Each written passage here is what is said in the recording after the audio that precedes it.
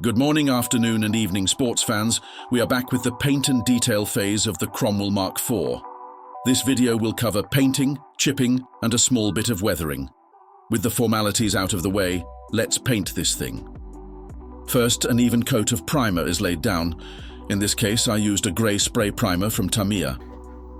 For this project, I chose the pre-shading method. This is a case of carefully painting around all edges and panel lines in black prior to the main color scheme. Being a single color paint scheme, this is an ideal route to go down. This is a very simple method of getting subtle tone differences in the final paintwork. All you have to remember is the darker the area, the darker the green. These video sections have all been sped up by 2 times, simply so we don't spend 20 minutes watching some pre-shading. So always remember, take your time.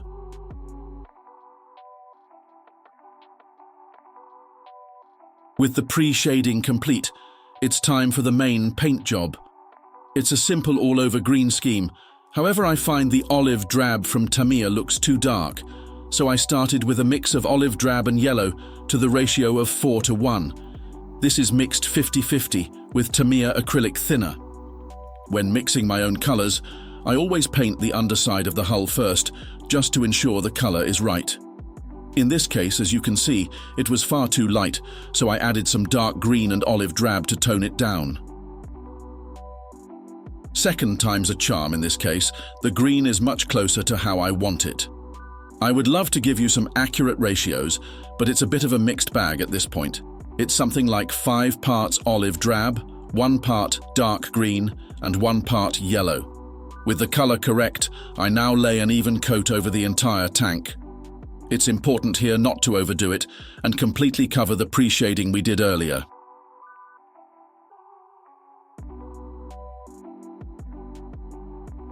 With the hull done, I move on to the turret.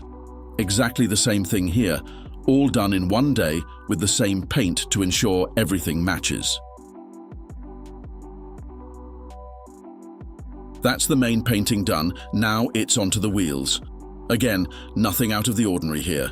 Just a nice even coat on all the wheels, sprockets and guide wheels.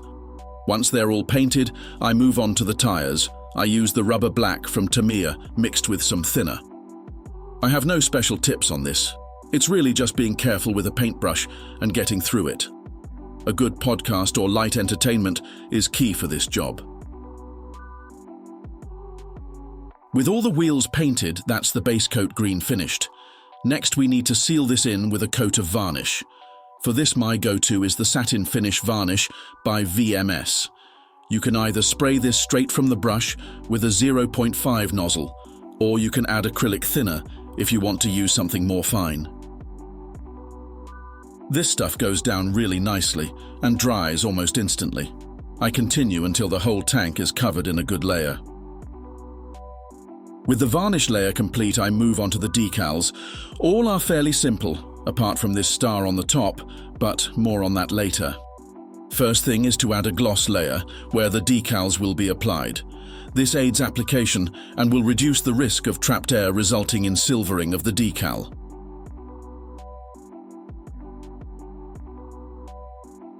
With the gloss areas done, the decals can now be applied. I cut the decal and soak in water. In the meantime, I apply some microset to the area. Once the decal has softened, I carefully apply in position. Using a cotton bud, I dab it down to get rid of any excess water and microset.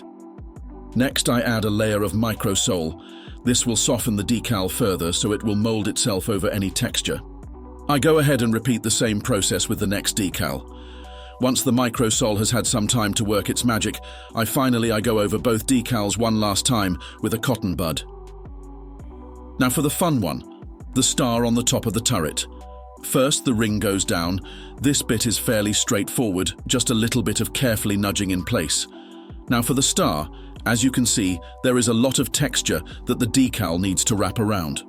The first thing is applying it as we would any other decal in the correct place. I give it a good amount of dabbing down with the cotton bud to get it to mold to shape as best as possible. Then it's a case of liberally adding microsole. waiting, dabbing, and repeat the process until it's shaped as best as possible. Once it's molded as best as we can get it, I carefully cut the points of the star with a scalpel. This is so we can properly mold the detail around the turret fixture.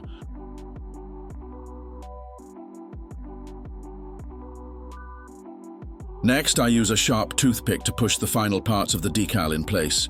This will tear the decal somewhat, but that's fine. I will touch up the broken areas after. Finally, I touch up the broken areas with some white paint.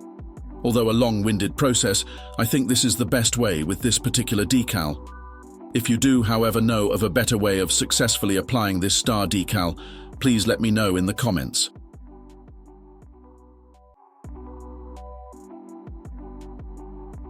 The rest of the decals are placed using the same process with very little issues. Once all the decals are placed, I go over the areas with the satin finish varnish. This locks in the decal and gives it a natural finish. That's the decal process finished. We can now move on to painting the tools. For this, I used a mixture of gunmetal and RLM grey. Painting tools is just about taking your time and ensuring you don't load too much paint onto the brush.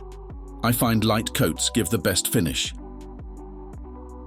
I use this mixture for all the metal tools. I will tone them down later with oil washes to give them some variation.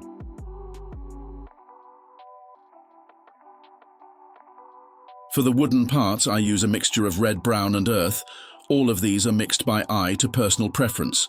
I use Tamiya acrylic thinner at a 1:1 ratio to thin down the paint so it's suitable for brush painting.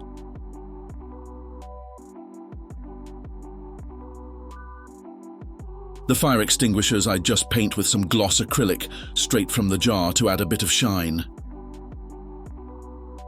For the machine guns and tow cables, I use gunmetal grey from Vallejo. These are water-based paints, so can be thinned down with water. With the tow cables already glued in place, this can be quite fiddly. I just take my time and try to be as accurate as possible.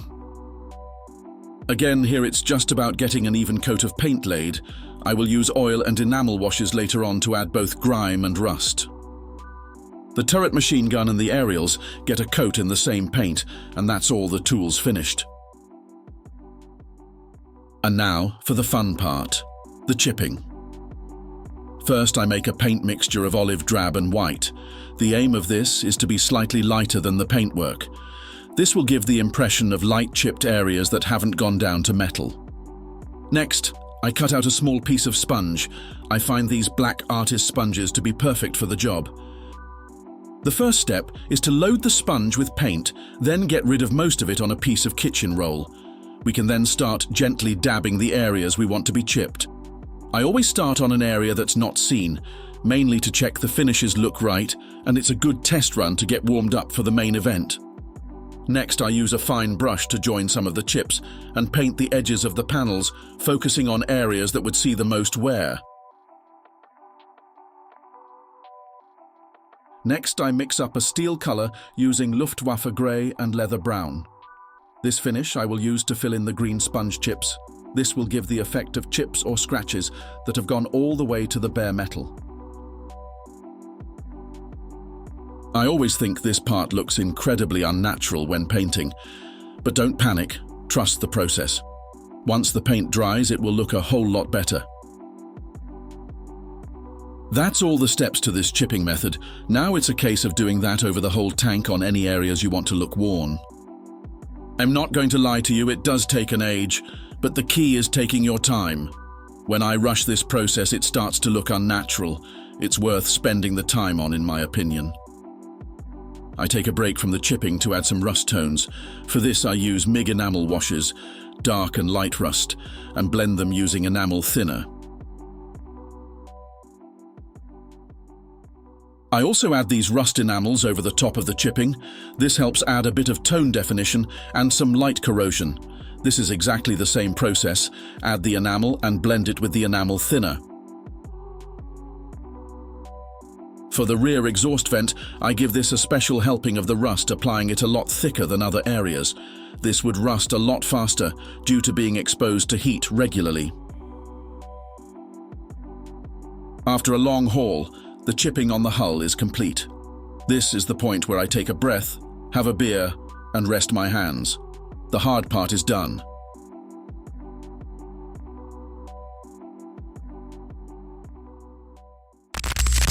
Unfortunately, that is all I have video-wise for this project. This was the stage where my camera decided to pack up and took a fair amount of files with it. But don't fear, I have a new camera and a lot more projects on the way, so we'll cover more of the latter techniques in these videos. I will also be doing some smaller videos focusing on some of these techniques and others on another subject. On top of this, I am working on a diorama setting for the Cromwell, so stay tuned. If you haven't already, if you could like the video and subscribe to my channel, that would mean a lot. Thank you for watching. For now, I bid a farewell and hope to see you again soon.